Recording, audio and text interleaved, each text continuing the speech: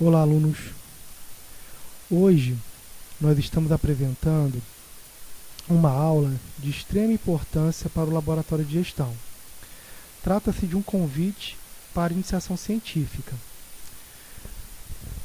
O Laboratório de Gestão, ele integra a pesquisa aplicada utilizando jogos de empresa como técnica de vivência gerencial para a tomada de decisões e a relação que vocês têm com o simulador organizacional. Ao longo da disciplina, as regras do simulador foram apresentadas, assim como todo o processo de tomada de decisão no jogo. O convite para a iniciação científica seria, então, a terceira etapa do tripé conceitual que forma, a base do laboratório de gestão. Os objetivos de aprendizagem para a aula de hoje trata especificamente de orientar o aluno na elaboração de um projeto de pesquisa. Então, é importante apresentarmos uma pesquisa desenvolvida no laboratório de gestão. Nesse caso, é o segundo objetivo de aprendizagem. Introduzir a vocês o nosso roteiro de pesquisa. O projeto de pesquisa é uma peça inicial para o desenvolvimento de um relatório científico no laboratório de gestão. Nesse momento, nós iremos apresentar a vocês uma parte desse relatório científico, que nós chamamos então de projeto. Ele está dividido em situação-problema, a formação de uma pesquisa através da questão-problema, o contexto no qual o tema do seu trabalho vai ser apresentado, os seus objetivos, a teoria que fundamenta a resposta ao seu problema e orientações quanto às referências. Então essa seria a nossa agenda da aula de hoje. A situação-problema. A situação-problema é algo muito importante porque a gente precisa imaginar que o participante do laboratório de gestão, assim como já foi tratado em outros capítulos, ele pode representar um pesquisador, alguém que é capaz de formular uma questão que vai ser respondida num ambiente onde ele está exercendo suas atividades.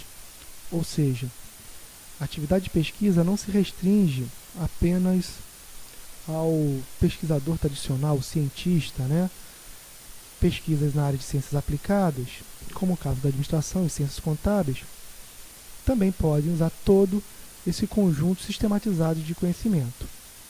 Para a elaboração de um relatório científico, é de extrema importância que seja apresentada a situação-problema. A situação-problema é o contexto, é a inquietação no qual o pesquisador vai estar inserido. No caso do laboratório de gestão, seria as principais questões e dilemas que vocês enfrentaram durante o processo de tomada de decisão e implementação da estratégia da sua empresa. Existem inúmeros problemas. Nós até brincamos que o que não falta no laboratório de gestão são problemas a serem analisados. A situação-problema, ela não deve ser confundida com a questão de pesquisa. Na verdade, ela é um contexto no qual o pesquisador, o relator do artigo, precisa apresentar ao leitor esse contexto. Nós temos, então, agora, um pequeno exemplo. E para explicar os exemplos ao longo dessa aula, nós usaremos um caso ilustrativo. Esse caso diz respeito a uma pesquisa que envolve gestão da demanda, no qual a pessoa que vai estar à frente da construção desse relatório técnico-científico também é um diretor de uma empresa simulada. Se vocês observarem ao longo desses 4 parágrafos desse exemplo, nós podemos ilustrar a situação problema como sendo, no primeiro momento, o contexto que envolve a gestão da demanda.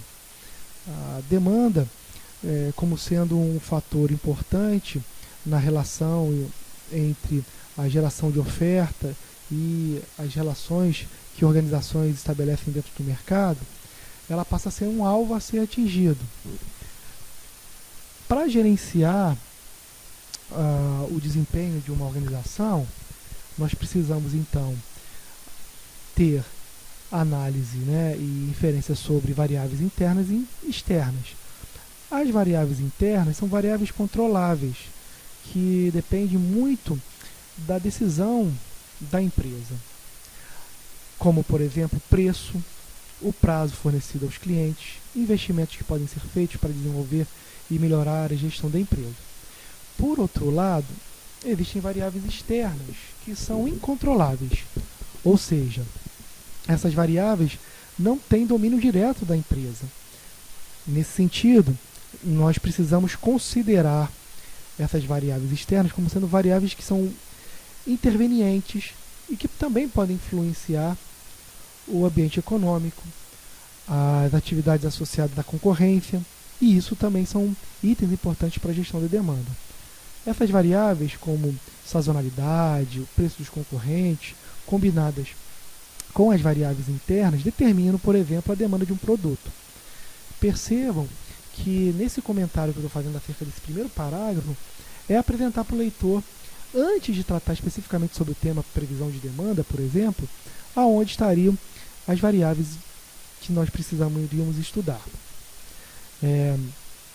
O segundo parágrafo trata especificamente da preocupação em acompanhar as variáveis do ambiente externo para reduzir a incerteza e tomar boas decisões, porque a ausência desse controle pode desviar a empresa dos seus objetivos. Para isso, a previsão de demanda apresenta-se como uma maneira consistente de profissionais gerenciarem o atendimento aos seus clientes. Se pensarmos que tanto no desequilíbrio entre ofertar em quantidades superiores à demandadas no mercado, isso pode incorrer em problemas para a organização, como, por exemplo, estoque.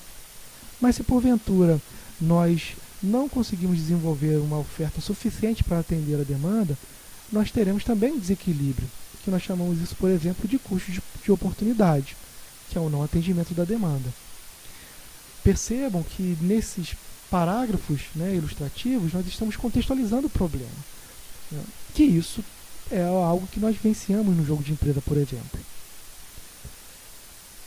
Bom, então, se vocês acompanharam o raciocínio, nós começamos falando sobre a combinação das variáveis internas e externas que resultam na geração e no atendimento da demanda.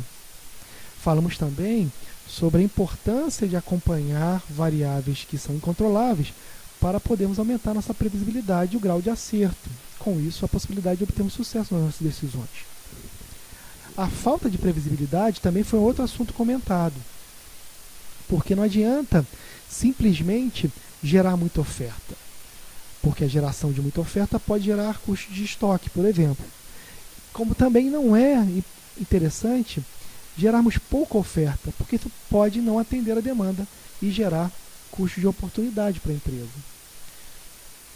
Fechamos então esse entendimento que a ausência entre o equilíbrio da oferta e da demanda são temas importantes para as organizações, porque pode resultar perdas e redução do desempenho da empresa. O segundo item do nosso relatório de pesquisa é a questão problema. A questão problema é quando o pesquisador ele apresenta para o leitor de forma explícita, clara, qual é o questionamento a ser respondido no trabalho desenvolvido. Nós precisamos ter entendimento que essa questão problema, ela surge exatamente da situação problema. Entretanto, são elementos complementares, né, e também distintos na construção do relatório técnico-científico. Se pudéssemos, então, sintetizar toda a problemática apresentada anteriormente, nós poderíamos apresentá-la da seguinte forma. No nosso caso ilustrativo, essa pessoa que assumiu uma direção da empresa simulada, que está interessada em aumentar o seu domínio sobre o atendimento da demanda, poderia pensar no seguinte: quais seriam os benefícios promovidos por um modelo de previsão de demanda numa equipe participante do jogo de empresas?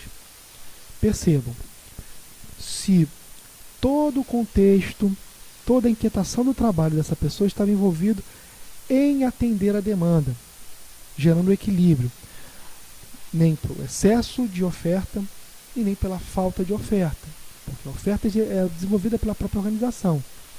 Então, o autor desse trabalho poderia muito bem se preocupar em buscar na literatura específica modelos, técnicas capazes de prever a demanda futura.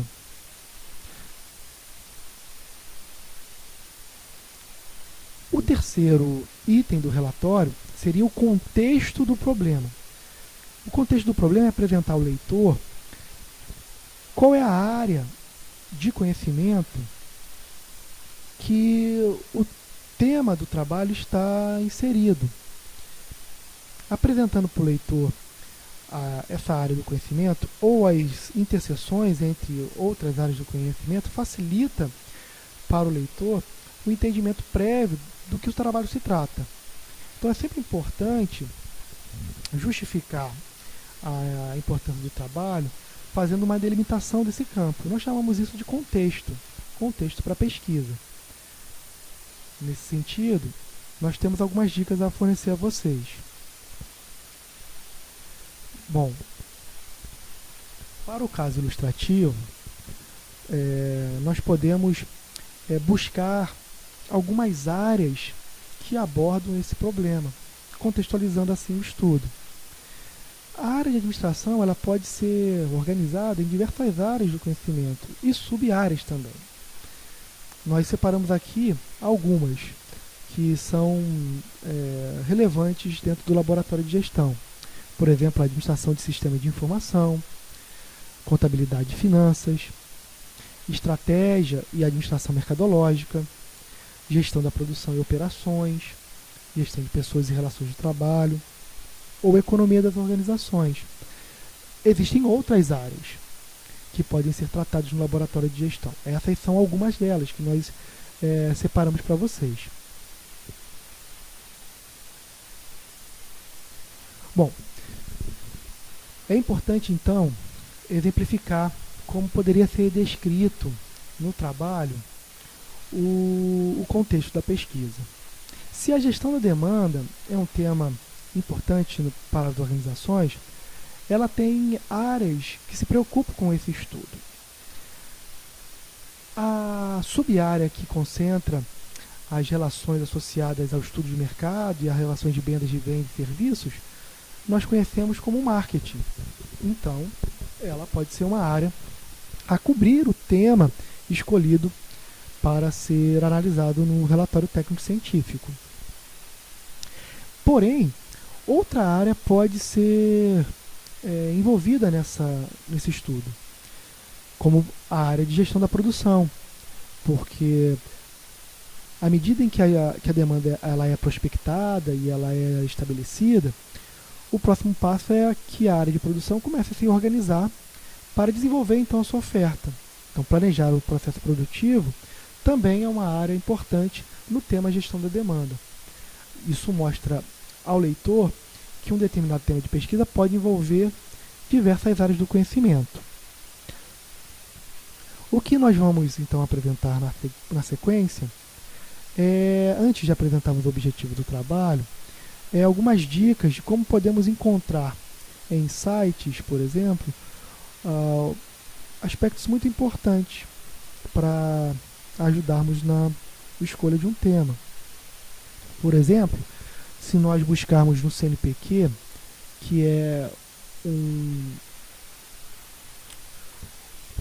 o órgão, né, que regulamenta as práticas de pesquisa no Brasil, ele divide o conhecimento em diversas áreas e sub-áreas. Se vocês observarem, nós podemos identificar que a administração é uma grande área do conhecimento dentro das ciências sociais aplicadas. Ela está dividida em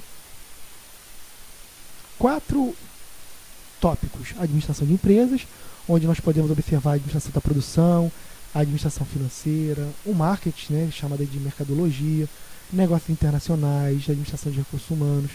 Também organiza na área de administração pública, como contabilidade, finanças públicas, organizações políticas e planejamento governamental. Tem também a administração de setores específicos e a própria ciências contábeis, que é tida como uma área de negócios, né? Embora tenha domínio próprio, ela faz parte, junto com a administração, da área de ciências sociais aplicadas, que estuda todo o contexto de negócios públicos ou privados. Uma outra forma de nós encontrarmos sites ou órgãos institucionais, áreas de conhecimento, é a própria ANPAD, que é a Associação Nacional de Pós-Graduação em Pesquisa e Administração. No seu encontro, por exemplo, ela separa os temas de interesse em diversas áreas de conhecimento. Essas áreas de conhecimento podem ser divididas como, por exemplo, a administração de informação, como a administração pública, contabilidade, estudos organizacionais, estratégia em organizações, finanças, gestão de ciência e tecnologia, gestão de operações e logística, gestão de pessoas e relações com o trabalho e marketing. E se vocês pesquisarem ainda mais a fundo, essas áreas são divididas em temas de interesse. Isso pode ser muito útil na hora de você escolher um tema para desenvolver no laboratório de gestão. Então, voltando para as orientações, nós temos na sequência o 4º item do nosso relatório técnico-científico, que é apresentar o objetivo do estudo. O objetivo do estudo ele serve para apresentar ao leitor o propósito e como o seu trabalho será desenvolvido. Se atentarmos, ele é uma resposta prévia ao problema levantado. Por isso é bom dizer a vocês para que tenham muita atenção e não confundir a questão problema com o objetivo do estudo. Apesar de ser complementares, são coisas distintas. Reforçando, o problema de estudo é a inquietação no qual o pesquisador tenta buscar um contexto de problema para responder, que pode ser então explícito através de uma pergunta, que nós chamamos de questão-problema, e que depois é apresentada por um objetivo. Esse objetivo está associado à resposta prévia que imaginamos, uma expectativa de resposta ao problema de pesquisa. Para ajudá-los no desenvolvimento do problema de pesquisa, nós estamos sugerindo utilizar uma taxonomia do domínio cognitivo desenvolvida por um estudioso chamado Bloom, e aí derivou o nome dessa taxonomia, chamada taxonomia de Bloom. Ela serve para que nós possamos hierarquizar o desenvolvimento da produção do conhecimento. Então, ela pode ser muito útil em desenvolvimento de projetos de pesquisa, como é o caso desse apresentado aqui. A taxonomia original, essa que nós estamos apresentando agora, ela é dividida em 6 níveis, que vai como se fosse uma pirâmide. Ela vai do nível básico, secular e importante, que nós chamamos então de acesso ao conhecimento. Se vocês observarem, à medida que nós avançamos os níveis, o domínio cognitivo se torna mais complexo. Então, o segundo nível seria o nível da compreensão. Quando nós compreendemos bem o problema, nós podemos então tentar fazer uma aplicação, que é o terceiro nível do domínio cognitivo. Se conseguimos aplicar, ou seja, ilustrar, identificar, analisar o problema, nós podemos então realizar uma análise. A análise é uma forma de comparação para podermos embasar nossa opinião e julgamento. Na sequência, nós podemos então fazer uma síntese. Quando o entendimento começa a ser construído, o conhecimento ser consolidado, a síntese é como se fosse um mapa, um panorama, uma clara ideia do problema a ser tratado. Se temos esse domínio da síntese, nós podemos fazer avaliação, julgamento, inferências, e aí responder de forma mais robusta aos problemas pesquisados. É importante frisar que nem sempre um estudo científico vai abordar todos os níveis da produção e do domínio cognitivo proposto por Bloom. A gente precisa entender que cada nível do conhecimento é como se fosse uma escada, né? um step, um ponto a ser complementado até chegar no modelo mais complexo de domínio cognitivo, que é a avaliação. Na sequência, nós iremos apresentar a vocês alguns objetivos importantes que podem servir na hora de montar, construir o seu objetivo de pesquisa. Se pensarmos então que a primeira categoria, que é a categoria mais básica, seria a categoria do conhecimento, nós podemos usar verbos, e é importante orientá-los que todo objetivo em um relatório técnico-científico, ou de um artigo, ou de uma monografia, tese, começa no infinitivo. Então, poderia ser, nesse caso, no primeiro nível de conhecimento, enumerar, definir, escrever, identificar, combinar, enfim, são verbos associados no nível da assimilação do conhecimento. O segundo nível pode ser representado por verbos como descrever, discutir, esclarecer, expressar. É uma forma interessante de podermos seguir com a produção do conhecimento. O terceiro nível pode ser demonstrado pelo verbo ilustrar, interpretar, usar, por exemplo. O quarto nível, que é o nível da análise, pode ser calcular, até mesmo analisar, classificar, comparar, investigar, examinar, debater. Todos esses que são importantes para prosseguirmos na construção de um bom problema a ser respondido. No nível da síntese, nós podemos, além de sintetizar, usar verbos como construir, coordenar, dirigir, formular, esquematizar e organizar.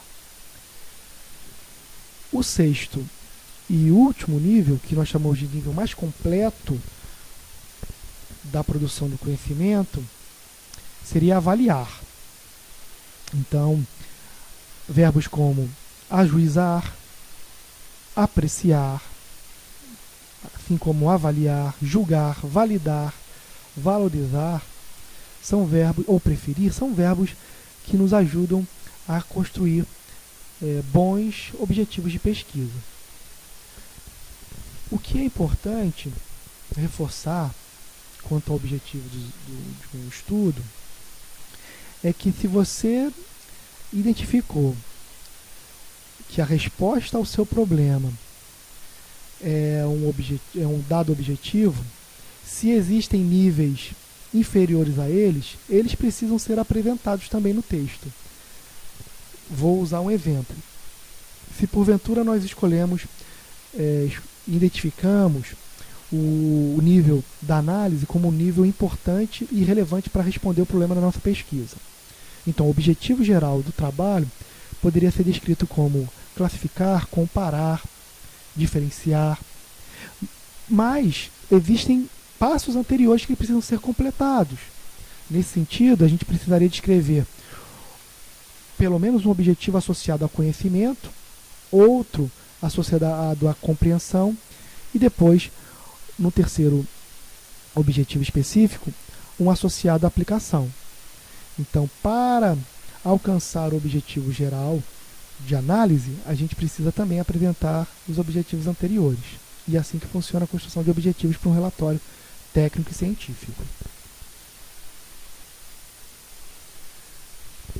No caso ilustrativo, voltando então à questão do desenvolvimento de modelos de previsão de demanda para responder um problema a ser investigado, nós poderíamos traduzir o objetivo geral desse relatório como, por exemplo, o estudo espera reduzir a incerteza provocada pelas variáveis do ambiente externo, proporcionando maior previsibilidade na tomada de decisão.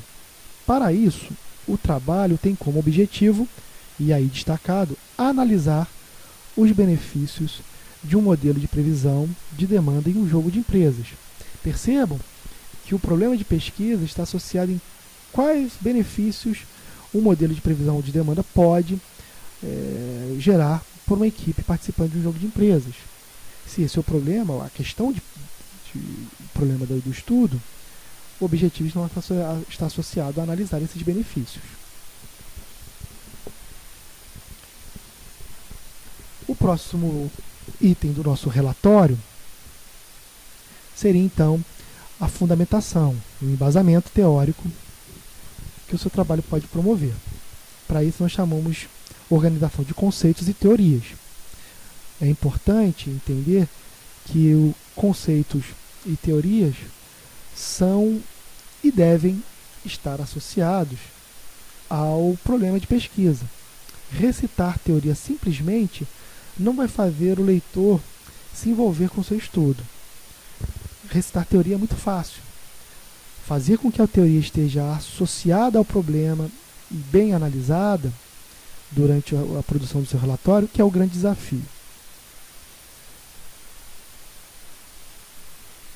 Bom, nós temos algumas dicas para que você possa desenvolver a fundamentação ou a revisão teórica do seu projeto para o relatório de pesquisa.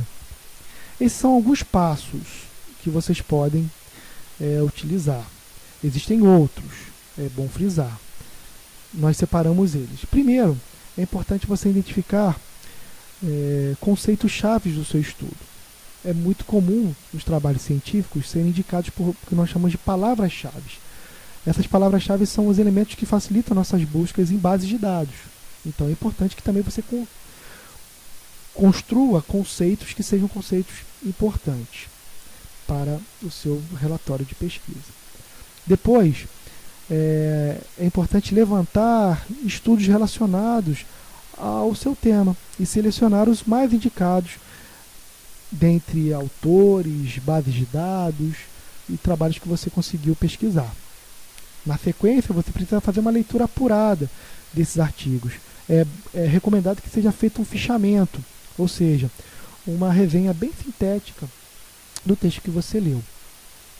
Na sequência, então, é importante fazer a elaboração da revisão teórica. E nesse item a gente tem algumas orientações importantes. Uma dica para o relatório a ser produzido no laboratório de gestão é que nós devemos escolher 3 conceitos. E esses conceitos chaves, eles precisam estar integrados ao problema de pesquisa. A segunda dica é que para cada conceito você deve pelo menos, e eu reforço, pelo menos, encontrar 3 autores que tenham ideias convergentes ou ideias divergentes, até mesmo ideias complementares acerca desse conceito. Perceba que não é o número máximo de autores, é um número mínimo. Se temos 3 conceitos, e cada conceito com 3 autores diferentes, o mínimo que se espera de uma indicação de um relatório técnico-científico no laboratório de gestão é que tenhamos 9 autores. Mas é altamente recomendado que vocês busquem outros autores e reforcem ainda mais a literatura. Bom, no nosso caso ilustrativo, nós encontramos então 3 conceitos chaves. conceito de previsão de demanda, conceito de técnicas de previsão de demanda e o conceito que pode ser também um conceito importante, porque vai ser aplicado no ambiente do jogo de empresas. Então nós podemos tratar o jogo de empresas como um terceiro conceito. Na aula de hoje, nós iremos utilizar um exemplo específico de como pode ser construído o conceito previsão de demanda. Percebam, ao longo do parágrafo ilustrativo, que nós encontramos 3 autores. O primeiro deles, nesse caso Gerber et al. De 2013, ele fala sobre as dificuldades na previsão de demanda. A terceira frase desse parágrafo, que é citada por Mello Alcântara 2011, trata da importância da previsão de demanda no alinhamento das necessidades do mercado e a capacidade de resposta da empresa.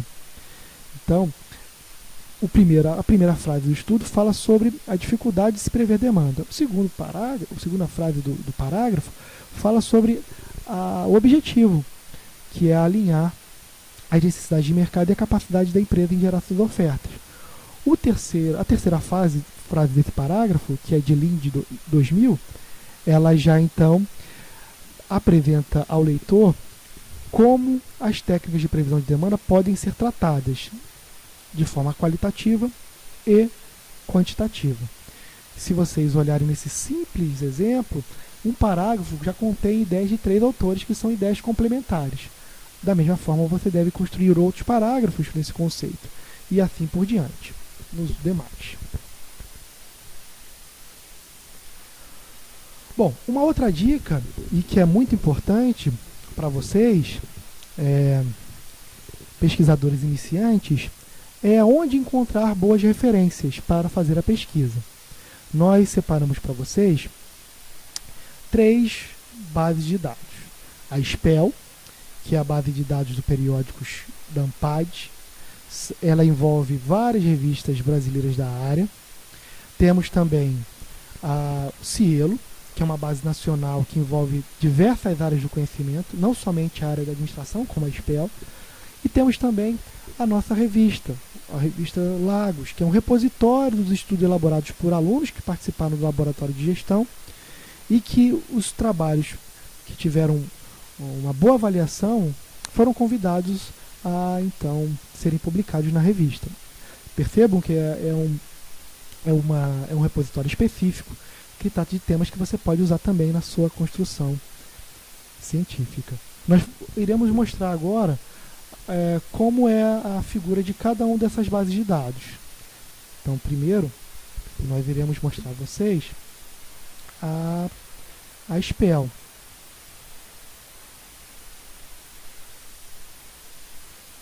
Então, se vocês observarem, toda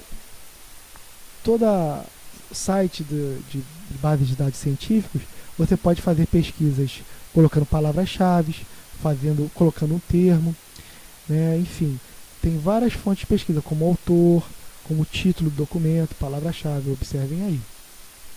A outra base, que é a Cielo, já é uma base de estudos de diversas áreas do conhecimento. Ela também, se vocês observarem, podem ser pesquisadas por palavras-chave, por área do conhecimento, você pode buscar pelo periódico, enfim, ela tem vários recursos. É importante sempre estar disponível a vocês. Outra coisa importante é que essas bases de dados elas podem ser acessadas da sua casa, porque elas são bases de dados gratuitas, né? Se pensarmos numa busca como jogos de empresa, por exemplo, nós podemos encontrar alguns artigos no Cielo. Então, aí mostra, por exemplo, vários exemplos associados a pesquisas que envolveram jogos de empresa. Okay? A terceira base, que é a base mais específica, né, que é a revista do Laboratório de Gestão, nós podemos então identificar aí os volumes com várias pesquisas desenvolvidas por alunos e todas elas voltadas principalmente para estudos aplicados no contexto dos jogos de empresa. Então, é importante termos consciência de que fazer pesquisa qualificada não é um desafio apenas físico de ir à biblioteca, encontrar um livro, mas nós temos uma vasta variedade de trabalhos de qualidade na própria internet.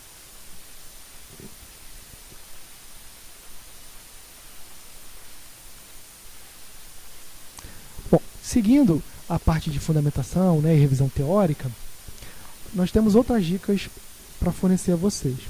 Nós estamos aqui então apresentando uma gradação, uma diferenciação entre os documentos a serem pesquisados. É como se fosse uma ordem. Perceba, isso é uma orientação, não é uma regra.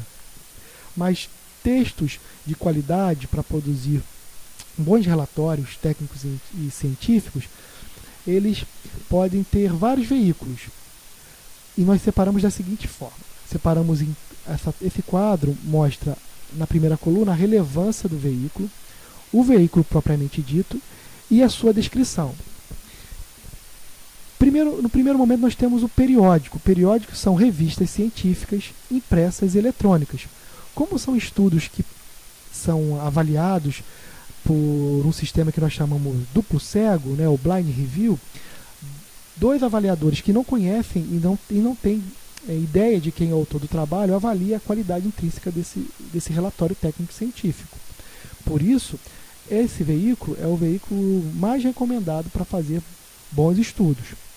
Na sequência, nós temos livros acadêmicos, esses que vocês têm aí, podem encontrar na biblioteca à sua disposição. É uma publicação encadernada, não periódica, que pode ter deficiência com relação à sua atualização, mas geralmente é feita por pesquisadores, professores que têm renomado conhecimento e anos de estudo.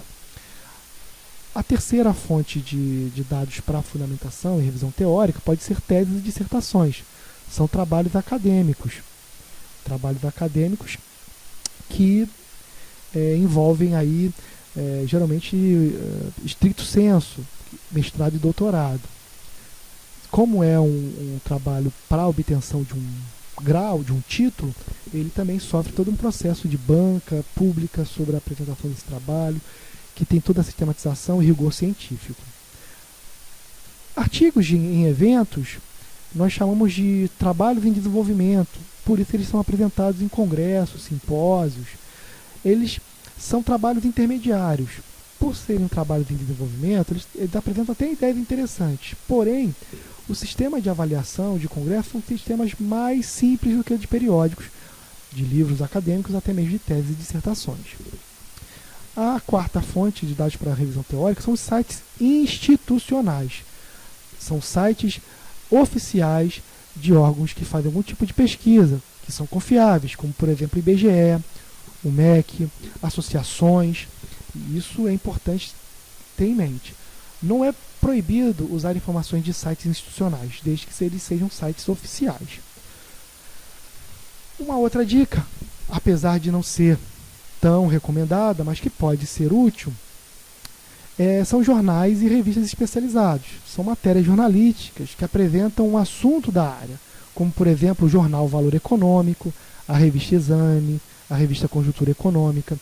Essas revistas elas têm uma carga editorial, pessoas profissionais qualificados, porém elas não passam por um rigor, por uma banca científica, por exemplo. Podem apresentar informações úteis, mas não informações totalmente avaliadas e testadas. Isso é importante termos em mente. Bom, chegamos à última parte do nosso projeto de relatório técnico científico, que são as referências. O nosso intuito aqui é fornecer para vocês uma breve ilustração de como se pode construir referências e citações ao longo do texto.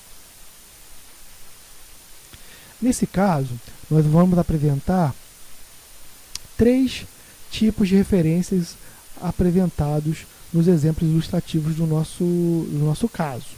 Nós temos então lá Lean, que trata sobre um estudo de modelos de previsão de demanda. É um relatório de uma publicação científica, por isso é uma revista, ele não tem tela, seu volume 3, número 1 de 2000. Temos então um outro trabalho que é de um periódico científico, que é da Ronaiser e do Sawaia, que fala sobre desenvolvimento e aplicação de um modelo de previsão de demanda em jogos de empresa, na revista Hack Eletrônica. Então é um periódico científico avaliado por pares, então ela tem uma boa contribuição. E outro também nós temos aí, Golden e Pry, que trata sobre o tema modelando fatores de não preço na função demanda em jogos computadorizados e simulações de negócios. Isso é um artigo oriundo de um evento. Proceed significa trabalho de desenvolvimento ou análise de um evento da Associação de Simulações de Negócios e Aprendizagem Vivencial. É uma conferência, se vocês puderem observar aí. Então, percebam que a referência ela precisa estar ilustrada. No material de apoio dessa videoaula, nós temos outras dicas, mas é importante darmos essa ideia para vocês. Bom, na sequência e fechando essa aula de hoje, nós temos então um modelo de projeto de pesquisa ou do projeto do relatório técnico-científico. Vocês podem observar que ele é um relatório muito conciso. O documento que vocês vão ter acesso é um documento que já está digitalizado e vocês precisam, na verdade, preencher cada item desse relatório.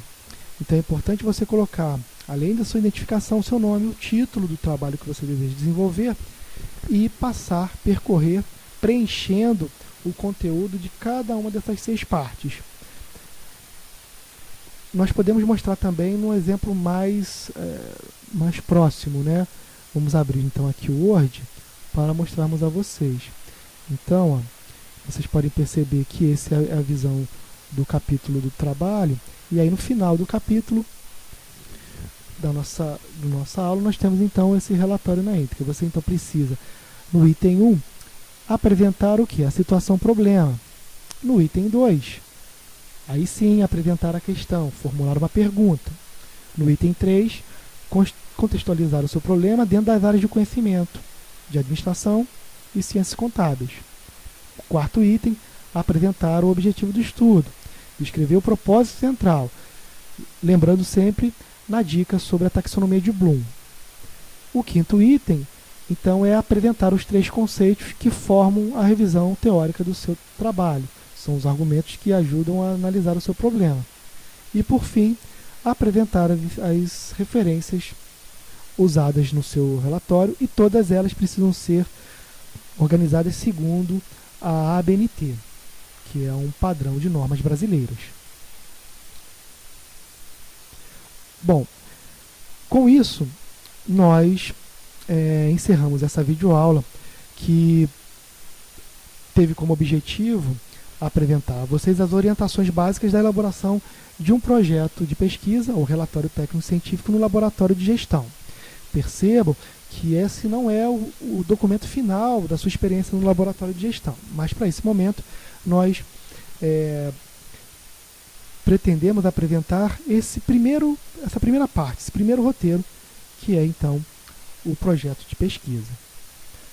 O segundo objetivo de aprendizagem dessa aula foi então apresentar a vocês o modelo específico para o laboratório de gestão. Existem inúmeros modelos que você pode encontrar na literatura, como manuais para construção de monografias, trabalhos de conclusão de curso.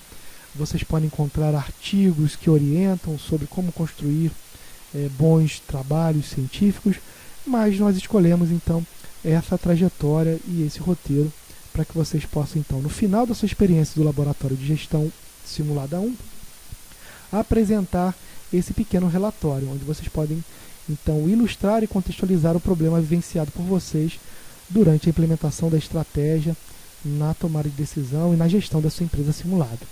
Espero que vocês tenham aproveitado essa aula e ela vai estar disponível para vocês a qualquer momento, que vocês possam utilizar da melhor forma possível. Um grande abraço a todos.